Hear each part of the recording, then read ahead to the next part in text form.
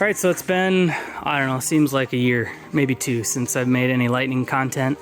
And that is because I just really have been struggling with the Eaton Superchargers and just keeping them in this truck.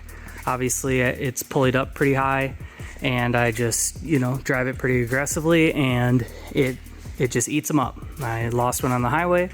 I lost one just in the, I don't know, driving just in the parking lot. It just failed.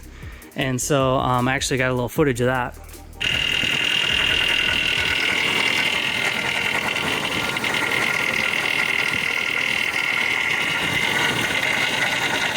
So obviously you can hear that sounds terrible. That blower is trashed, and I'm not throwing any money at any more Eaton blowers. So what I did buy is a Kenne Bell 2.6. All right, so here's the supercharger. It's a brand new Kenne Bell. I tried to buy a used one from a couple people, but they weren't reasonable prices, so I went new. And basically the only place you can get it new, a Kenne Bell anyway, is from JLP. And so basically bought it from them and got it shipped in with all the associated pieces. So basically in the next, series of videos, we'll go through how to put that on there, how to take the Eaton and all the mods that are on here off, and we'll just get her all fixed up, ready for another season.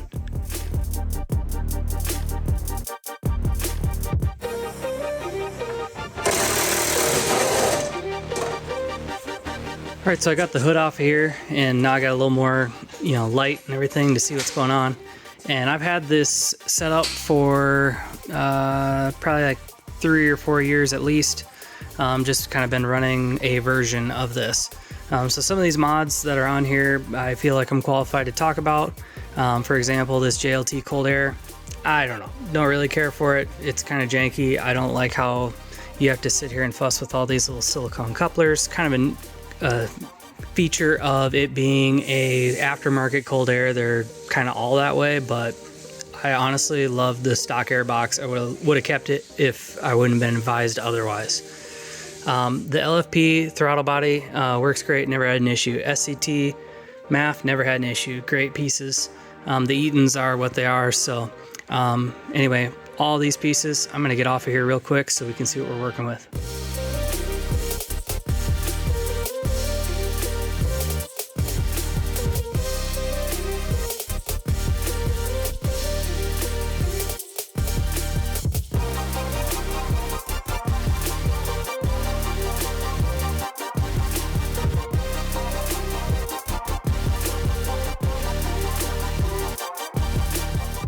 All right, so this is the driver's side here, and basically, again, you got your 4 bolts holding the blower down, but then I got all my boost and vacuum distribution block.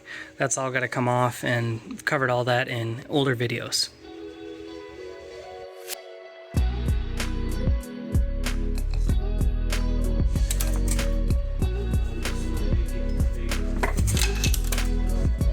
All right, so the supercharger's off. That's gone, and now I took off some of the vacuum lines and other things over here, and I think now I'm just going to keep taking parts off. We're going to take parts off that we're replacing, keep moving on with that. Okay, so now I'm under the truck, and basically I still have some E85 in the tank right here, and so what I'm going to do here is undo the fuel filter or the return line or something like here, and then I'm gonna power on the fuel pump, and we're just gonna use the pumps to drain the tank. Okay, so I can't quite reach the line that goes to the top of the hat, so I'm just gonna take it loose right here at the fuel filter, and we'll see what happens. First you take this little trigger piece off, then you gotta get in with one of these goofy tools. This one might not even work.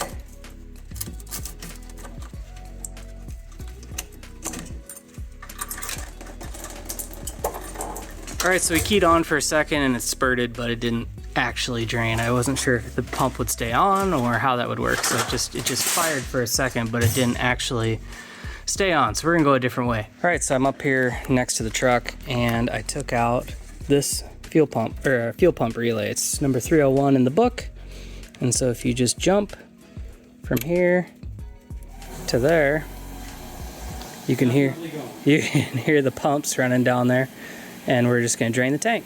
And so I'll run this. I'll probably give it a little rest, but we'll run this till we run the tank out.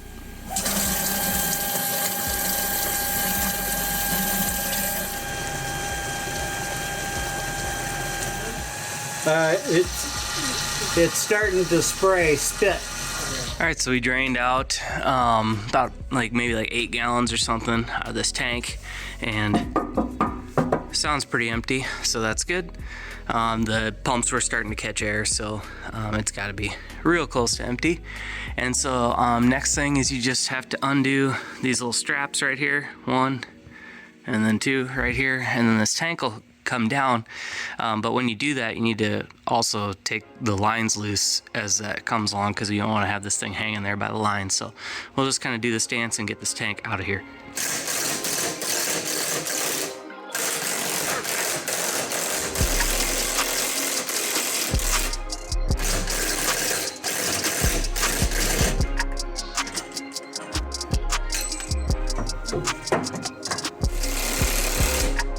Alright, so the tank is now resting on this ladder here, and so we'll just undo the couple connections at the top, hoses and whatnot.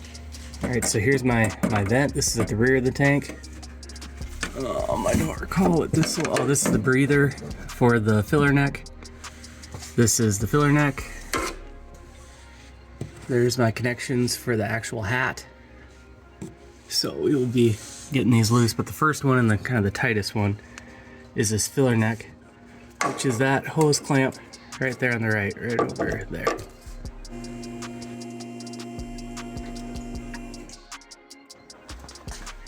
All right, so the tank's out, and you can see all the miscellaneous hoses that were hooked up.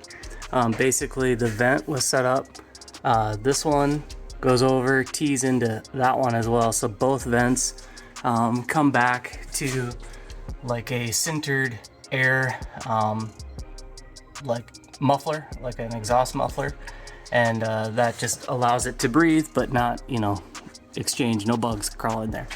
So this is the power and the connector for the actual hat, so we'll be using this kind of as like the signal for the new pump setup. So some of these lines I won't be using anymore, actually all of them. So I'm just gonna kind of take out what I can, what's easily accessible. Mainly this guy. This guy I'm not gonna use him anymore, and just kind of try and clean this up a little bit and keep removing parts.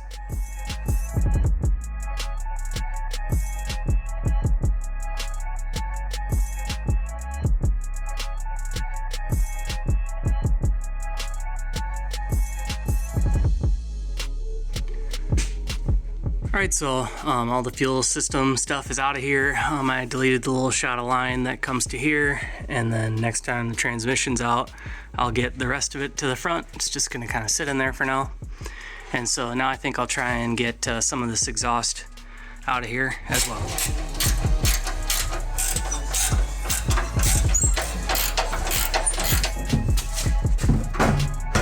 There it is. Let's see what he's... Oh, that was the tire bank right here.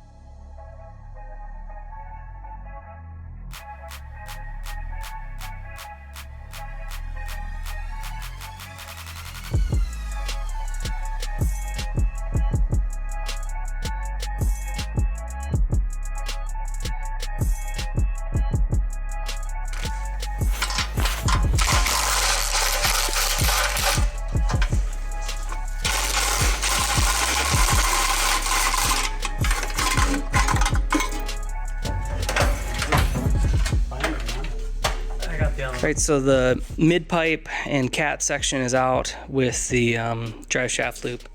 Don't need those right now. So those are out, and if we go up here, you can see the log manifold is here. And oddly enough, one of the holes, you can see the one kind of towards the back there, actually doesn't have a bolt in it. I switched over from studs to bolts back in like 2016, and one of them is gone, and I'm pretty sure it's just gone. Or maybe, hell, maybe I forgot it, I don't know, but it's just gone. And I don't think it's broke off in there, but we'll find out.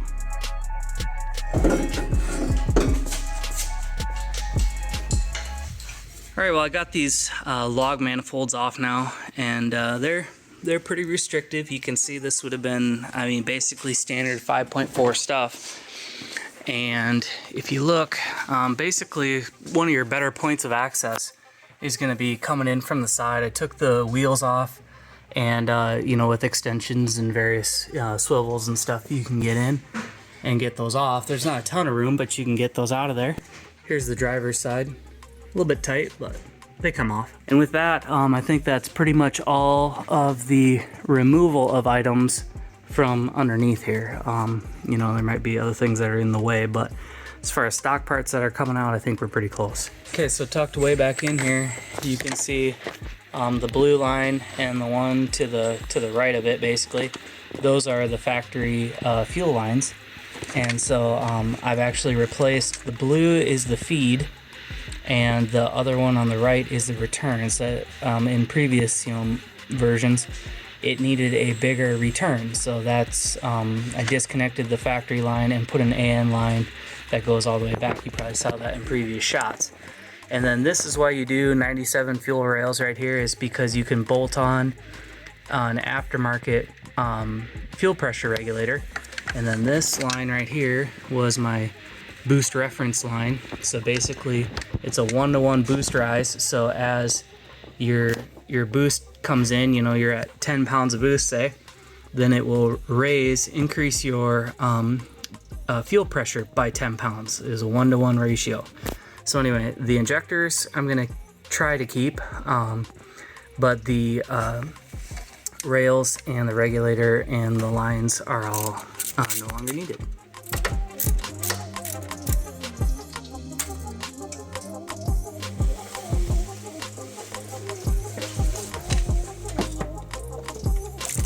All right, so I'm letting out some coolant here because I can't get the fuel rail, you know, kind of weaseled out behind the little neck that's on the back of the intake manifold. There's that long stem neck.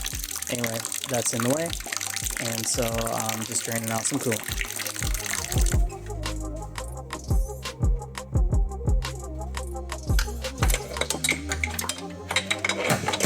So as I go about removing the unneeded pieces off of this truck now, if you recall, there was a switch that was hooked up to these two leads, and it was it's called a Hobbs switch, and basically it is a pressure switch. So at 5 psi, these contacts close, right? It has contacts inside the switch that basically bridge these two connectors. And that is the switched input for my Kenne Bell Boost-A-Pump. And a Boost-A-Pump basically takes 12 volts to the pumps, and it intercepts that 12 volt signal and boosts the voltage to like 17, 16 volts, something like that. And so if you've ever done something like that, it makes the pumps increase in speed. And so you wouldn't want to do that, you know, constantly, but for short bursts, you know, like what this would have, you know, at a drag strip or whatever, that's okay. So I've actually never had any problems with it. I really liked using it. It just worked well. And so, but it's coming off for what we're doing here. So how this worked is, if you look right here, there's a red wire there and a red wire there. And so basically that red wire goes to the fuel pump in the back, fuel pumps in the back. And so what I did there was it comes from the fuse block here, and it would be going from the fuse block all the way back to the pumps, but instead I cut it like right here underneath this relay, and one of the wires goes in under the dash, that's where the Boost-A-Pump is, and then it comes back and then goes back to the pump. So I just like snipped it and intercepted it and ran it to the Boost-A-Pump. So under normal running conditions it would be at 12 volts, and then all of a sudden when those contacts close, it you know, it has electronics and whatnot inside it that boosts that voltage and basically has the pumps overspin. So anyway, I'm going to take that out. I'm going to take these connections apart and just put that back to stock basically. So anyway, we'll get to it. Alright, well, got this under the steering wheel all tore apart, and basically here's my Boost-A-Pump right here. It's kind of hidden away where basically nobody could see it, and so I was really proud of that spot. This took place prior to me having a YouTube channel. I put this in, but anyway, basically never had any issues, and I will be taking it out, but that's kind of a good sneaky spot to put it.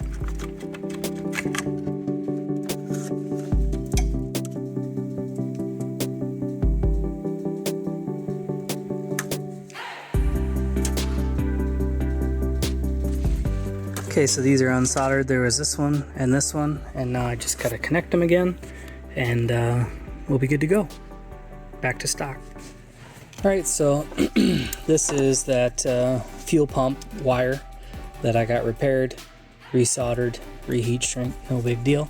And so I actually took apart this little mount goes right here, and it's got the dual relays in it. So I actually de-pinned this so it was a little bit easier to handle. I could actually make a more quality repair here. And so basically you need to, I'm going to show you how to put this together, and that's how you take it apart basically. But you need to stick this up into this hole, and you heard it click right there. That's because if you take a little screwdriver right down in here, you can see there's a little ear right there, right off the tip. And so basically if you'd shove this down in here, you can like pry against it like that, and that'll disengage that clip and get it out of there. So that's the last step. And then just before that, you got to remove this red piece. And so I'll show you here. This snaps down on here like that. And to disengage that, you need to get down back in here, go down into this hole right there. And if you go down in there, there's a little red tab, and you need to pry like them both out. They need to both come out, and that'll let this red part come out, and that locks all this stuff in here. And then lastly, or first, depending on how you do this, there's this little cover that goes on the back, and you can see these little tabs right here. They pick up on these little flags right there. And so basically we need to put this all back together. But that's not too bad, just doing that, and there you go. That clips on there, and then this thing, I can tape this up and make this a little bit better, and then this thing clips right down on the side of this fuel pump, or fuse block. So yeah, that's basically how you do it, and I'm gonna put this all back together.